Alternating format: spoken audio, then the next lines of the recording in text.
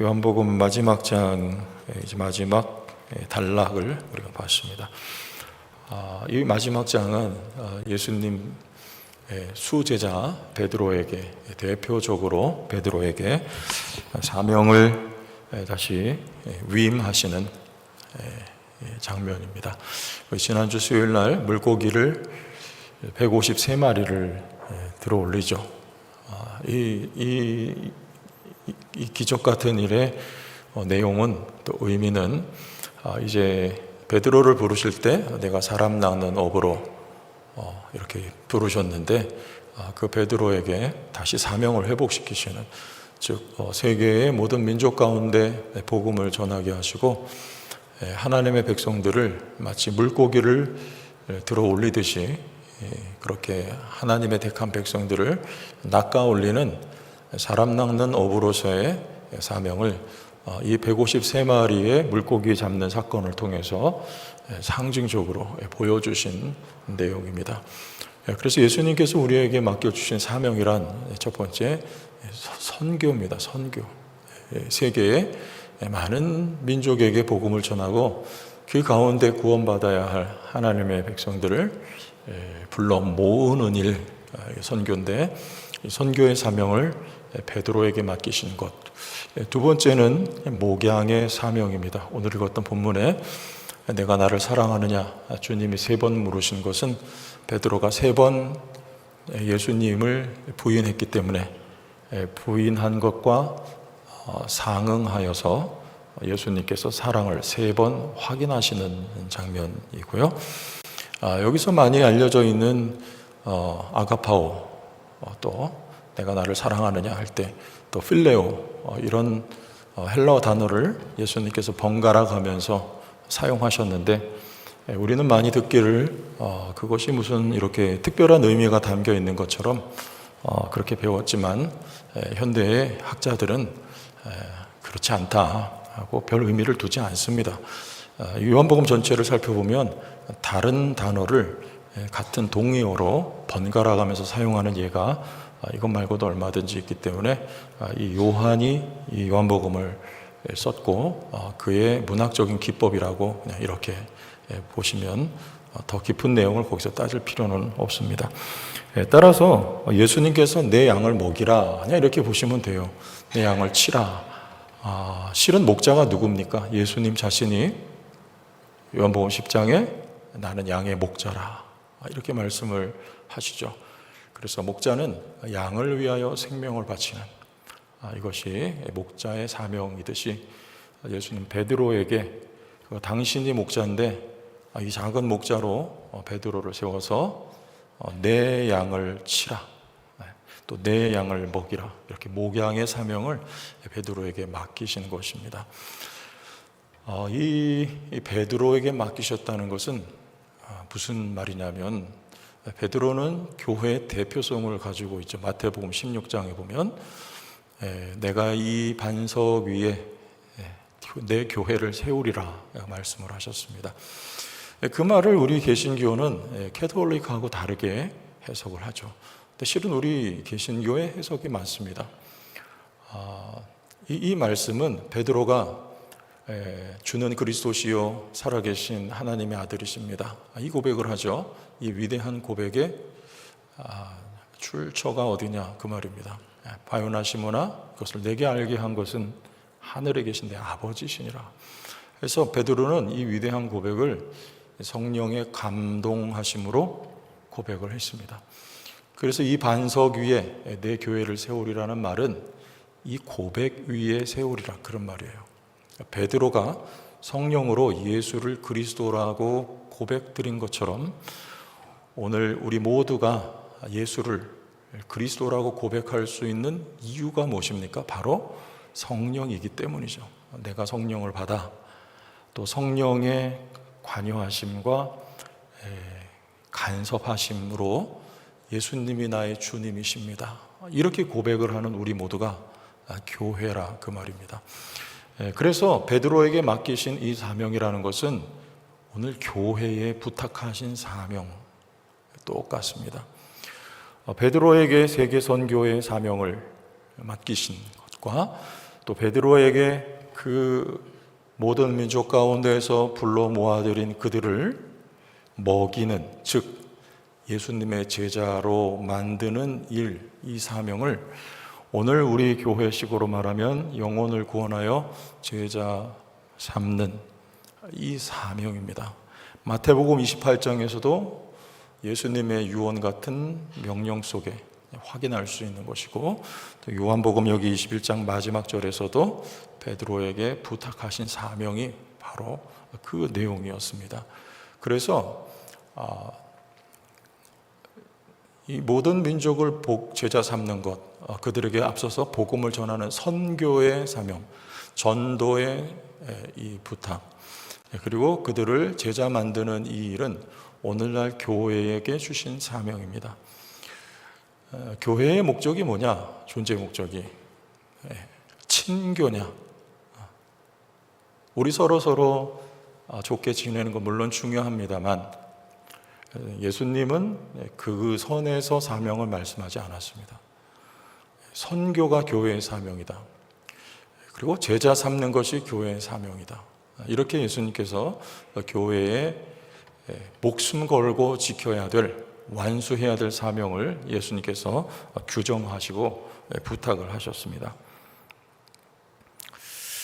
우리는 이 사명을 감당함에 있어서 성경의 많은 사명자들과 사명의 이야기가 나오는데요. 그 가운데서는 느헤미야의 사명이 참 우리에게 배울 점이 많겠다, 제가 이렇게 보고 이 느헤미야의 사명의 이야기 속에서 세 가지 정도 제가 추려봤는데요. 첫째, 우리가 사명을 감당할 때 여러분, 사명이라고 하는 거는 옵션이 아니거든요. 해도 되고 말아도 되고, 할만하면 하고, 장애가 있으면 안 하고, 이런 건 사명이 아닙니다. 사명은 어떤 상황과 조건 속에서도 반드시 완수해내야 되는 것, 그게 바로 사명이에요. 느헤미야가 그렇게 했어요. 그 느헤미야가 이 사명 완수를, 그의 사명은 무엇이었습니까? 성벽 재건이죠. 느헤미야는 페르시아 왕국의 고위 관직이었습니다. 술 맡은 일을 했던 고위 관직에 있었는데, 이 느헤미야가 유다 땅에서 온 유다인 가운데 어느 사람에게 그 본국에 있는 그 처참한 현실을 듣고 느헤미야가 하나님 앞에 눈물을 흘리면서 울어요. 그리고 기도합니다. 1장 11절을 보겠습니다. 느헤미야서 1장 11절 읽어보실까요? 주여 구하노니 귀를 기울이사. 잠깐만, 제가 찬찬히 한다고 딱딱 맞춰서 한번 해봅시다. 시작. 주여 구하노니 귀를 기울이사 종의 기도와 주의 이름을 경외하기를 기뻐하는 종들의 기도를 들으시고 오늘 종이 형통하여 이 사람들 앞에서 은혜를 입게 하옵소서 하였나니 그때 내가 왕의 술관원이 되었느니라. 자, 이렇게 사명 감당은 기도함에서부터 시작이 됩니다. 이 기도가 매우 중요합니다. 우리 권사님 기도하실 때도 우리 목자 목녀 수련해 놓고 릴레이 금식 기도를 하면서 기도를 하지 않습니까? 왜 이런 바쁜 와중에 일상 속에 하는가? 사명 감당하기 위한 것입니다. 이 모든 일은 기도로부터 시작이 돼요. 왜냐하면 이 사명이라고 하는 건 실은 누구의 일입니까? 하나님의 일이죠. 우리 일이 아닙니다. 주님의 일을 우리에게 맡기셔서 우리의 일이 된 것이지, 실은 이게 하나님이 하실 일이죠. 그래서 이 하나님의 일에 우리가 동참해야 되는데, 우리를 불러서 하나님이 동참시키시는데, 그 동참의 첫 번째가 뭐냐면 기도예요. 기도는 우리가 하나님의 일에 참여하는 의미가 있습니다. 그래서 우리가 이렇게 기도는 이거는 반드시 있어야 되는 거예요. 자, 그때 기도했더니 오늘 말씀 보니까 그때에 오늘 종이 형통하여 이 사람 앞에서 은혜를 입게 하옵소서 그랬죠. 자, 이렇게 기도를 하니까 하나님께서 은혜를 베푸세요. 이 느헤미야는 유다 땅으로 갈 수 있는 처지가 아니었습니다. 높은 고위 관직에 있어서 항상 왕 곁에서 왕을 보좌하고 꼭 필요했던 술 맡은 사람 관원이었기 때문에 갈 수가 없었는데, 느헤미야가 하나님 앞에 간곡히 기도하자 하나님이 은혜를 베풀어 주셔서 느헤미야가 왕의 명을 입어서 유다 땅으로 돌아가게 됩니다. 그 성벽 재건하는 일을 감당하게 되죠. 기도하면 하나님이 은혜를 베푸셔서 이 일을 감당하게 하세요. 내 일이 아니기 때문에 그래요. 하나님이 맡기신 하나님의 일이기 때문에 이 일이 잘 되는 것이 누구 뜻입니까? 하나님의 뜻입니다. 그래서 우리가 기도할 때 하나님이 기도한 대로 들으시고 은혜를 베푸세요. 도와주시는 거예요. 그래서 우리가 사명 감당할 때 기도로 시작한다. 이거 꼭 명심하시길 바랍니다. 우리 눈에 보이는 일보다 기도하는 일이 우선하고 가장 중요한 일입니다. 자, 두 번째는 이런 일들이 있습니다. 회방꾼이 있는데요. 우리 4장으로 가볼게요. 산발락과 도비아라고 하는, 여러분 잘 아시는 이름입니다. 이방인들인데, 이방인들이 느헤미야가 와서 성벽을 다시 짓는다고 하니까 조롱을 해요. 그리고 회방을 합니다. 막 죽이려고 덤벼들어요. 하나님 일하려고 할 때 이런 일이 있다, 그 말입니다. 오는 날은 없을까요? 우리가 주의를 합시다 그러면 다 만장일치로 기쁜 마음으로 함께 할까요? 그렇지 않죠. 그 중에는 안 좋게 생각하는 분도 있고, 또 부정적으로 말하는 또 분도 있을 수 있고, 다 그래요. 또 어떤 사건과 또 회방의 일들이 실로 많이 있습니다. 하지만 느헤미야는 거기 굴복을 안 해요. 14절, 4장 14절 여기도 읽읍시다. 내가 돌아본 후에 일어서 귀족들과 민장들과 남은 백성에게 말하기를, 너희는 그들을 두려워하지 말고 지극히 크시고 두려우신 주를 기억하고 너희 형제와 자녀와 아내와 집을 위하여 싸우라 하였느라. 뭐하라? 싸우라. 그런 회방과 방해에, 이게 다 배후의 사탄의 역사입니다. 성전을 짓는 것을, 무너진 성벽을 재건하는 것을, 또 그들의 영적인 무너져 있는 곳이 또 에스라 느헤미야를 통해서 새롭게 되는 것, 이거 사탄이 싫어하는 일이죠. 하나님의 나라, 하나님의 왕국, 또 그 계보가 계속해서 이어져 내려가고 그리스도가 이 땅에 오는 것을 마귀가 그냥 두고 볼 일이 없습니다. 그래서 이 방해라고 회방할 때 느헤미야는 그들과 두려워하지 말고, 그리고 누구를 두려워하고? 하나님을 두려워하라. 우리가 하나님 앞에 주님이 내 양목이라 내 양치라, 그리고 사람 낚는 어부되라, 이 사명 감당케 해주셨는데, 여러분 우리가 이 사명을 감당치 못하면 그 사명을 맡겨주신 하나님을 두려워할 일이요, 그 일을 방해하는 사탄의 역사는 두려워할 일이 절대로 아닙니다. 싸울 일이에요. 싸울 일. 여러분 가정에도, 나 자신의 삶에도, 교회적으로도 얼마든지 있을 수가 있습니다. 선한 마음 가지고 선한 일을 하려고 할 때 사탄이 역사에도 하나님을 두려워하시고 하나님이 꺾어주실 줄을 믿고 여러분 싸우는 영적인 전투력을 갖춘 우리 성도교회가 되기를 바랍니다.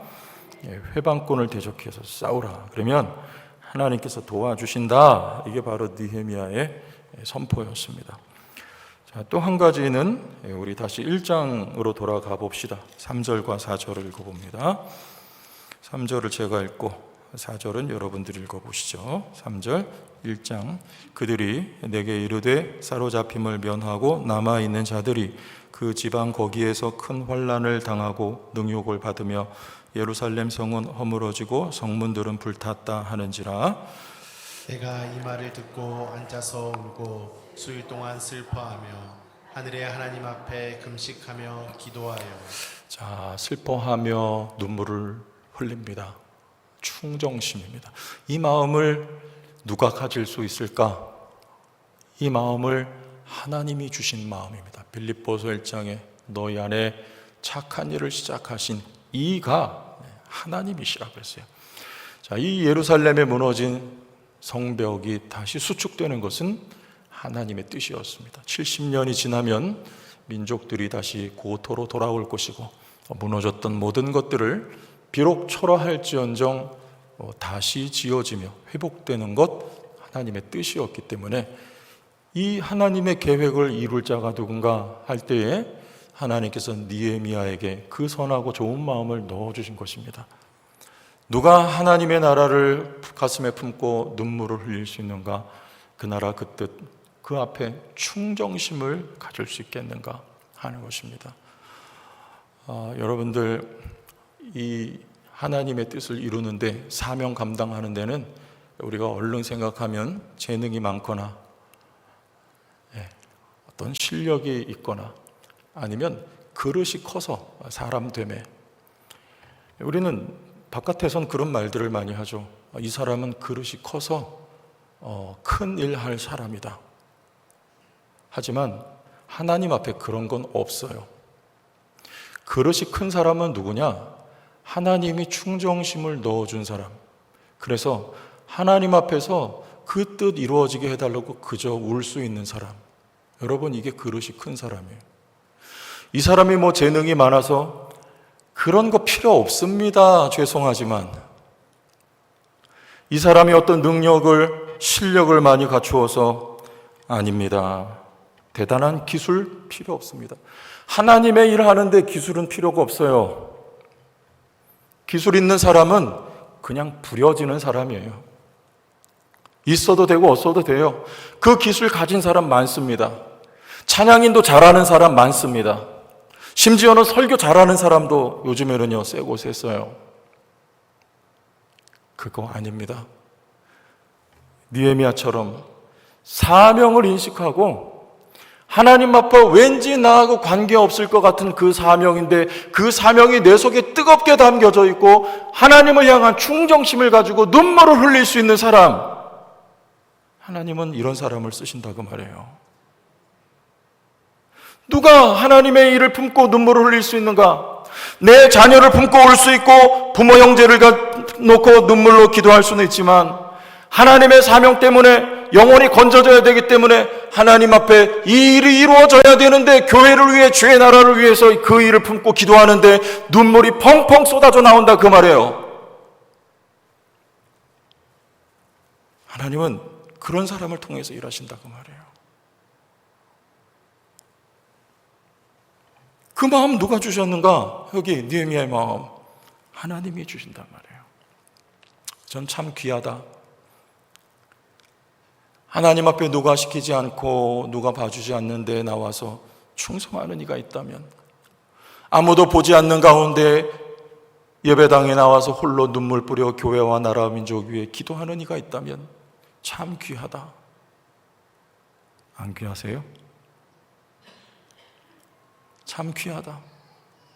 그 마음 누가 주셨냐? 하나님이 그에게, 참 요즘 보기 드물게 하나님이 그에게 넣어주신 마음이라고요. 하나님이 그의 기도와 함께 일하시고 하나님이 그를 쓰신단 말입니다.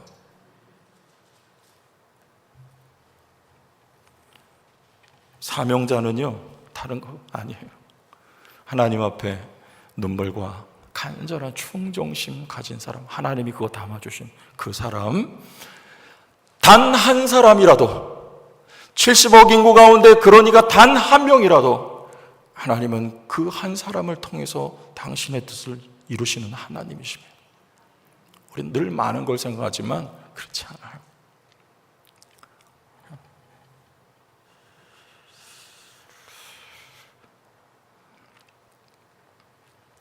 자, 우리 요한복음으로 돌아가서 한 절만 더 보겠습니다. 19절, 21장 19절. 사명을 감당한다는 것은 하나님께 영광을 돌린다. 19절, 이 말씀을 같이 읽습니다. 이 말씀을 하심은 베드로가 어떠한 죽음으로 하나님께 영광을 돌릴 것을 가리키심이로라. 이 말씀을 하시고 베드로에게 이르시되 나를 따르라 하신. 자, 베드로가 어떠한 죽음으로 하나님께 영광을 돌릴 것을 예수님께서 가리키셨다. 베드로에게 부탁하신 것이 뭡니까? 민족 가운데, 즉 선교하는 일이요, 모든 민족을 가운데 택한 영혼들을 불러 모으는 일이요, 두 번째 그들을 먹이는, 또 제자를 삼는 일입니다.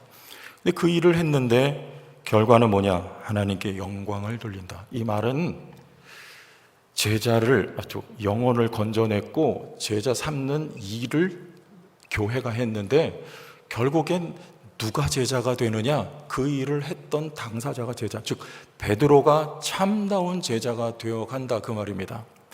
제자가 돼서 사명을 받드는 것이 아니라 사명을 받들다 보니 내가 제자가 되고 내가 유익해졌다, 그 말입니다.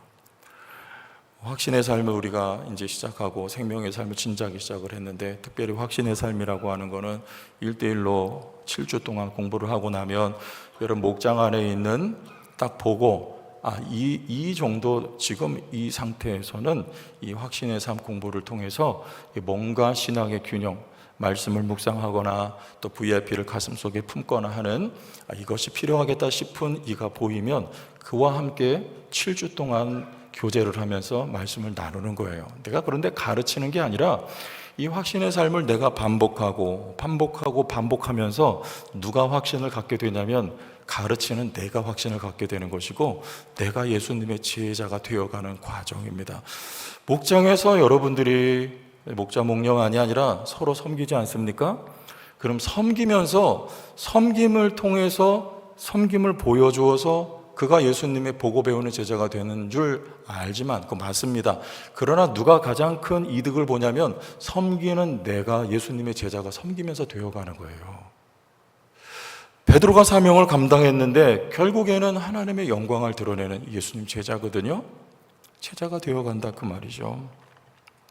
그래서 이 사명을 감당하는 교회는 성장하고 성숙해집니다. 성장하고 성숙해집니다. 내가 제자 만들기 위해서 전도를 합니다. 그리고 선교를 합니다. 그리고 건져진 영혼들을 붙들고 눈물로 씨름하면서 그에게 뭔가를 전수해 주고자 해요. 재생산하려고 합니다. 그런데 누가 제자가 되어 가냐면 그렇게 애썼던 사명 감당하기 원했던 내가 진짜 제자가 되어 간단 말이에요. 그래서 그런 이들이 교회 가운데 제자 삼는 교회는 많아지기 때문에 그 교회는 성장하고 성숙해지고 깊어지는 교회가 되는 축복이 사명 감당하는 교회에 있다, 그 말이에요. 전남 신안군에 섬이 1,000개 정도가 있대요. 신안군 가보셨어요? 우리 낙도 선교 가면 많이 들어가는 섬인데 거기 섬이 한 1,000개 정도가 있는데 그 가운데 100여 개의 섬에 1,000개 가운데 10분의 1이죠. 100여 개의 섬에 교회를 100개를 세웠어요. 그리고 그 가운데 증도라고 하는 섬에 교회를 11개를 세웠어요. 그러니까 모두 111개가 되겠죠. 이렇게 교회를 111개 개척한 인물이 남성이 아닌 여성이었습니다. 그 이름이 문준경 전도사라고 들어보셨나요? 문준경 전도사라고. 이분이 성결교 전도사님이고 1800년대 후반에서 1950년대 초반까지 우리 6.25 전쟁 당시 때까지 사시다가 복음을 전하시다가 도망갈 수 있었음에도 불구하고 우리 교회 성도들과 그들을 내가 지켜야 되겠다는 마음 가지고 교회를 지키다가 북한 군인들에게 죽창으로 찔려서 순교를 한 순교자입니다. 문준경 전도사. 이분 정도는 아마 기억을 좀 하시면 좋을 것 같아요. 그 신안군 증도에 가면 이분 순교 기념관이 있더라고요. 한번 언젠가 가보셔요. 참 좋을 것 같아요. 근데 이분이 자신이 고향이 바로 그 증도였는데 이 자식이 없어서 남편에게 소박을 맞고 남편은 밖에 나가서 다른 여자 만나서 애를 가졌어요. 그래서 그런 상처 가운데 그 성결교의 유명한 부흥사 이성복 목사님 혹시 아실까요? 아주 우리나라의 유명한 손에 꼽을 수 있는 부흥사입니다. 이분을 통해서 예수님을 만났어요.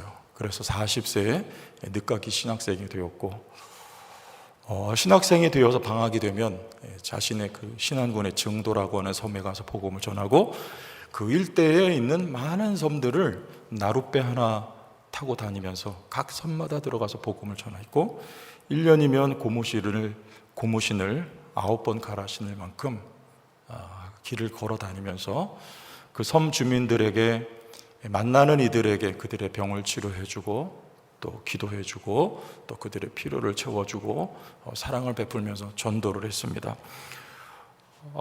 그래서 이 놀랍게도 이 100여 개의 섬의 교회를 개척해서 그 신안군 쪽에 지금도 가면 그 교회들로부터 시작한 교회가 굉장히 섬마다 많고 이 증도는 90%가 다 복음화가 됐다. 지금 한 2,000명 정도 주민이 제가 확인해 보니까 사는데 이런 열매를 맺게 됐습니다. 여러분 이거 아시겠지만 이게 참 어려운 일인 게 뭐냐면 여러분 섬에 복음 전한다는 거 굉장히 어렵거든요. 왜냐하면 이 섬 사람들이 대부분 다 그 섬 지역에 저마다의 우상들을 귀신을 다 모시고 있고 그 조상 대대로 모셔오던 귀신을 버리고 예수를 믿는다는 건 기적이에요. 제주도에 복음을 많이 가서 선교도 하고 전하지만 그 제주도 사람 전도하는 게 어려운 이유가 거기에 섬이기 때문이에요. 이 사람들 마음이 굉장히 강박하고 복음을 쉽게 받아들이지 않습니다.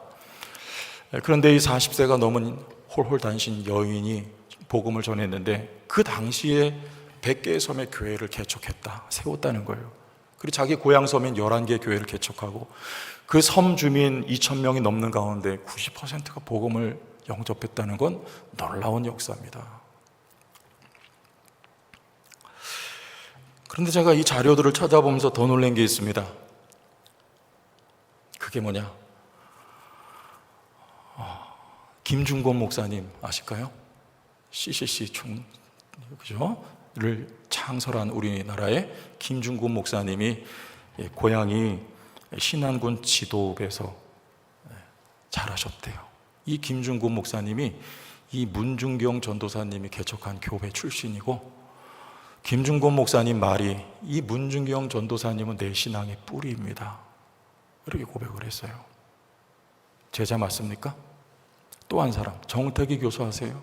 한신대 상담학. 제 알기로는 저희 교회도 여기 주례도 하러 오셨던 것 같은데 그 정태기 교수님도 바로 그 증도 출신입니다. 이분도 그 문중경 전도사님에게 전도를 받아서 한신대에서 교수까지 되시고 우리나라의 그런 저명한 상담학을 가르치는 분이 되셨고 또 한 분, 저 동대문 서울에 가면 성결교회 성함이 이만신 목사님이에요. 이만신 아주 유명한 분입니다. 부흥사고 성결교 총회장도 지냈던 분인데 이 이만신 목사님도 고향이 증도 출신이에요. 그래서 이분도 이 문중경 전도사님에게 영향을 크게 받았고 다 본인들의 말입니다. 그리고 그렇게 우리나라에 아주 내로라 하는 부흥사요 목회자가 되었어요. 이외에도 또 많아요. 여러분 이 연약한 여 전도사님은 사명을 자기 목숨처럼 해도 되고 안 해도 되는 게 아니라 자기 생애를 바쳐서 짧은 생애 동안에 순교하기까지 복음을 전했습니다. 그러나 열매를 하나님께서 맺게 하셨고 우리 대한민국의 정말 훌륭한 목사님들을 제자로 키워내게 됐던 그런 전도사님, 순교자가 되었죠. 여러분 사명은 어떤 상황 속에서도 반드시 이루어야 될 일입니다.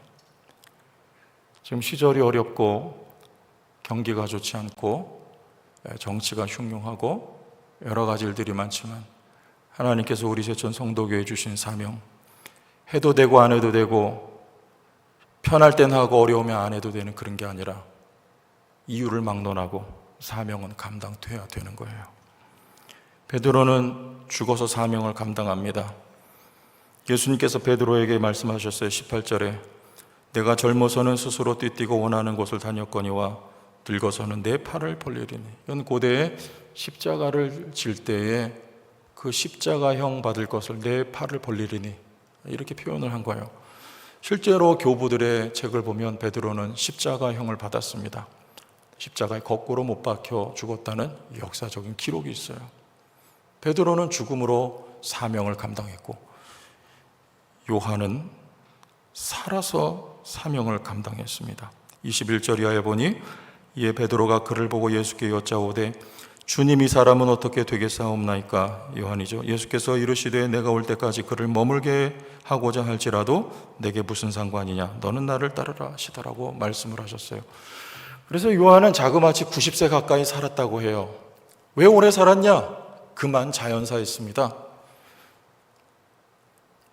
그 무렵에 요한복음이 기록되었고 같은 비슷한 시기에 요한계시록이 기록이 되었어요. 요한에 의해서 요한은 하나님의 말씀을 기록함으로 사명을 감당하기 위해서 사명 위해서 살았어요. 어떤 이는 사명을 위해서 죽고 어떤 이는 사명을 위해서 삽니다. 사나 죽으나 여러분들 사명 감당하는 모두가 되었으면 좋겠어요. 사명 그러니까 막 힘들고 무겁죠. 네. 여러분 사명은 순교하라 그런 말이 아니고요. 우리 가운데 혹 순교할 일이 있어 순교를 한다면 하나님께 오늘 말씀처럼 영광이 되겠지만 여러분 마음과 중심이 누구 닮으면 돼요? 여기 오늘도 보니까 물 한 잔 이렇게 예쁘게 떠다 놓으셨어요. 이거 떠다 놓을 적에 아무것도 아닌 것 같지만 느헤미야와 같은 하나님을 뜨겁게 사랑하는 마음과 충정심으로 여기다 갖다 옮겨 놓는다면 그것이 바로 사명자예요. 이 작은 일에 주님을 향한 그 뜨거운 사랑이 담겨 있다면 하나님이 보시고 인정하시는 일이 돼요. 이 작은 일에 그 뜨거운 주님을 사랑하는 심장으로 이 작은 일을 감당했다면 하나님은 그를 큰 일에 쓰실 줄로 믿습니다. 중심이 똑같으면 되는 거예요. 여러분 목장에서 얼마나 수고가 많습니까? 금요일 저녁이면 밥을 해서 목장 식구들을 대접해야 되고 어제도 보니까 투표일인데 목장 식구들 모시고 가가지고 아름다운 곳에 가서 VIP들 모시고 가서 거기서 시간을 내서 시간을 보내는 그때 그 마음과 중심을 하나님이 보실 때 느헤미야 같은 마음, 왜 그런 일을 하는가? 하나님을 사랑하기 때문에 하나님 나는 부족하지만 내 생애에 하나님이 나에게 내 양을 먹이라 치라 말씀하신 그 사명이 나를 통해서 하나님의 일이 이루어지기를 원하나이다. 이 마음과 기도의 제목을 여러분에게 주셨다면 하나님 앞에 여러분은 사명자인 줄로 믿고 이 마지막 때에 우리 최초원 성도교회 하나님이 그 느헤미야의 마음을 뜨겁게 부어주셔서 비록 지방 소도시의 작은 교회에 불과하지만 하나님이 우리 교회에 맡겨주신 그 사명을 충성되게 사랑으로 뜨거운 마음으로 감당하여서 하나님이 놀랍게 우리 교회를 통해서 일하시는 역사, 문중경 전도사 여인 한 명을 통해서 대한민국을 짊어질 하나님의 종들을 길러내게 하셨듯이 말입니다. 우리 성도교회를 통해서 하나님이 그 큰 일을 행하시기를 여러분이 그 주인공들이 되기를 예수님의 이름으로 축원합니다.